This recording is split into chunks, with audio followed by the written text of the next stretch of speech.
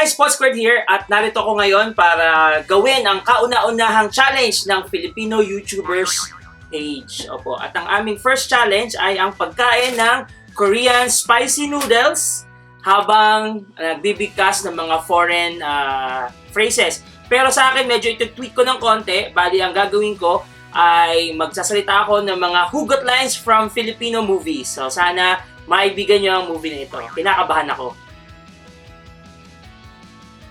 Simulan na natin!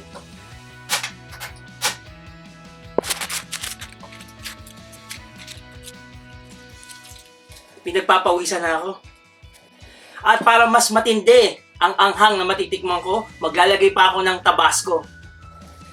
At syempre nakahanda ang aking iinumin. Ito ang Calpis sa mango flavor. O concentrated siya so pwede kang gumawa ng juice. At nakaredy na ang aking phone para tumawag ng 911 kung sakaling ako ay mamatay sa sobrang anghang. At syempre, lagyan natin ng itlog. Halu-haluin. Take note, hindi po ito cooking show. Kinakabahan ako. Ayan, luto na siya. So, tayo nang kumain. Itadakimasu!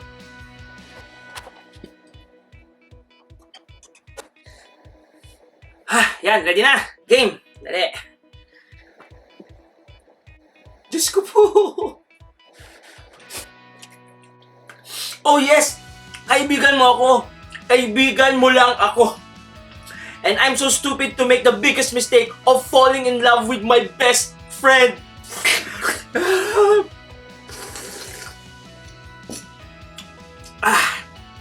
This one. Promise mo sa akin, okay? Kahit anong mangyari, forever tayong magiging magkaibigan. I'll be that one guy who never breaks up with you. And you will be that one girl who will never break up with me.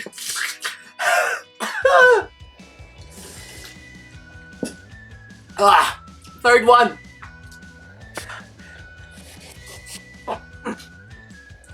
Adik ka na naman sa pag-asa eh. Try mo na kayang lumaklak ng realidad. Number 4.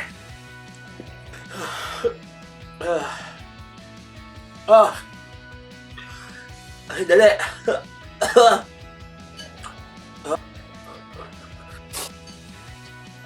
Siguro, kaya tayo iniiwan ng mga mahal natin dahil may darating pang ibang mas mamahal sa atin. Yung hindi tayo sasaktan at paasahin. Yung magtatama ng lahat ng mali sa buhay natin. Mali yata itong ginagawa ko. Number 5. Pero Bogs, sinota mo ako eh. Sinota mo ang best friend mo.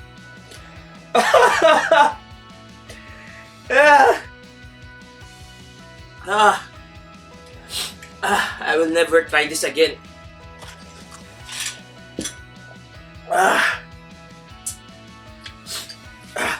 So yan guys, yung unang challenge ng Filipino YouTubers page.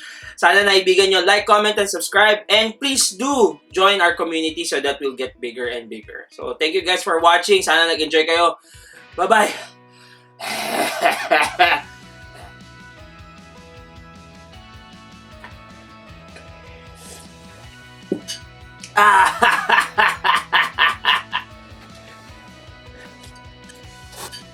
You loved me at my worst.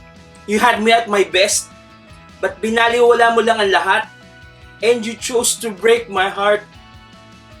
Nakaka-break talaga ng heart.